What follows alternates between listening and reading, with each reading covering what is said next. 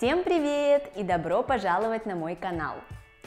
Меня зовут Алина, и я помогаю студентам русского языка заговорить на русском более уверенно и естественно. Если у вас есть такое желание, вы можете уже подписаться на канал, если еще не подписаны, и мы сразу переходим к делу. У меня уже есть подобное видео, поэтому если вам понравится это, взгляните на него тоже. Ссылки будут везде. Первая ситуация. Вам нужно купить билет на автобус или на метро. Начнем с автобуса, где есть кондуктор.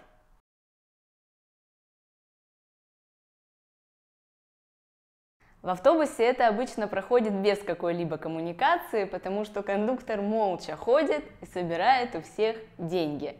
Потому что чаще всего билет по городу единый, то есть вы платите не за количество остановок, а за всю поездку в целом. Но у вас могут спросить, один ли вам билет, на что вы можете ответить «Да, будьте добры». Или подойти к кондуктору самостоятельно и сказать «Будьте добры, один билет». Один билет, пожалуйста. В современных автобусах проезд можно оплачивать банковской картой и не покупать билет у кондуктора. Более того, в таких автобусах кондукторов нет. Теперь про метро. Здравствуйте, можно мне билет на одну поездку? Оплата картой.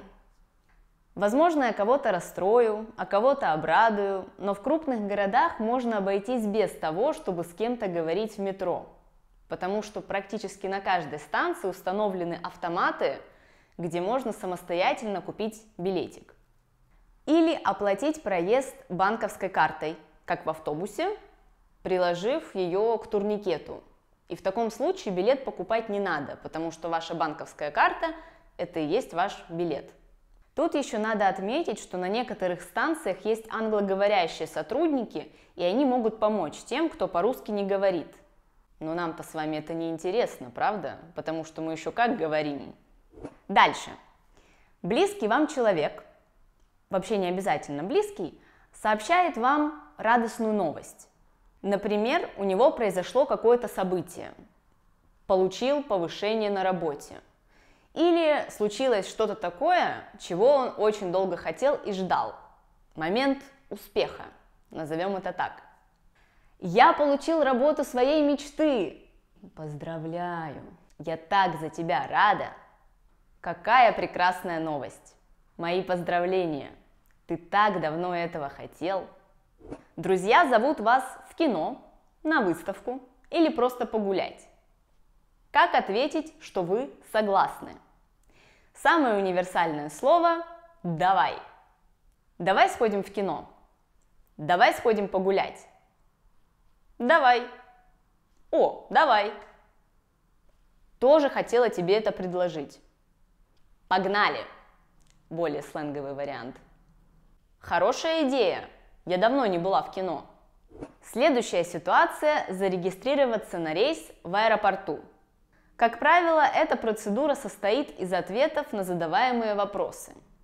У вас попросят паспорт, на что вы можете ответить. Вот, пожалуйста. Затем спросят, есть ли у вас багаж или только ручная кладь. На это можно ответить «Да, у меня есть багаж» и поставить его на ленту. Либо ответить «Нет, у меня только ручная кладь». Еще иногда спрашивают, регистрировались ли вы на рейс онлайн. И на это тоже можно ответить «Да, регистрировался» или «Нет, не регистрировался». Если хотите попрактиковать свою речь на тему аэропорт, внизу укажу ссылку на это видео. Теперь давайте пожелаем человеку, который заболел, скорейшего выздоровления. Фраза «скорейшего выздоровления» очень формальная.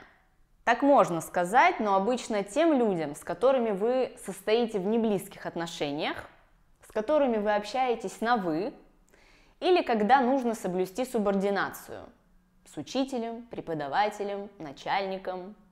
В повседневной же жизни, в неформальных ситуациях мы обычно говорим «выздоравливай» или «поправляйся». Еще можно сказать «не болей». А если вы уже знаете, что человек болен, вы ранее с ним об этом уже говорили, Тогда можно спросить у него: как самочувствие? Как ты себя чувствуешь? Тебе лучше? Тебе полегче? Надеюсь, скоро полегчает. Вы договорились с кем-то встретиться, но вас вызвали на работу, или появились любые другие срочные дела, и вам нужно перенести или отменить встречу. Как в таком случае можно сделать это вежливо?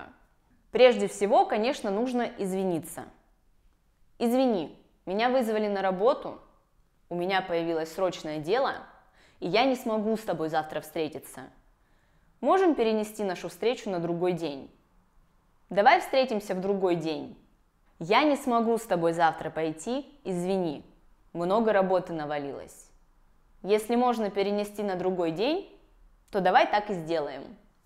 Представьте, что вы куда-то спешите, и по дороге встретили человека, которого давно не видели. И ради приличия вам нужно перекинуться парой слов. Но вы при этом не можете стоять и долго разговаривать. Как вариант можно сказать: «Привет, как я тебя давно не видела, как дела, как жизнь?» И после небольшого диалога в этом роде «Привет, как дела, как твои?» можно сказать: «Извини, я очень спешу, была рада тебя видеть, но мне надо бежать». Можно еще добавить: «Надо как-нибудь встретиться и поболтать нормально». Но вот эта размытая фраза «как-нибудь» обычно говорит о том, что в следующий раз вы встретитесь именно тогда, когда точно так же случайно наткнетесь друг на друга на улице. То есть вероятность вашей встречи очень и очень низка. Речь, конечно же, идет не о близких людях, а о знакомых. Кстати, о знакомых. Я знаю, что в некоторых языках такое понятие не используется, а вместо него говорится «друг», «мой друг». Хотя по факту это не друг, а человек, которого вы знаете, с которым у вас хорошие или плохие отношения, и вы не друзья. Вы приятели, хорошие знакомые или просто знакомые. Иногда из-за этого мне немного сложно переводить на другие языки, потому что когда я говорю не про своего друга, я не хочу называть человека другом, потому что это может быть человек, которого я видела всего лишь один раз в жизни.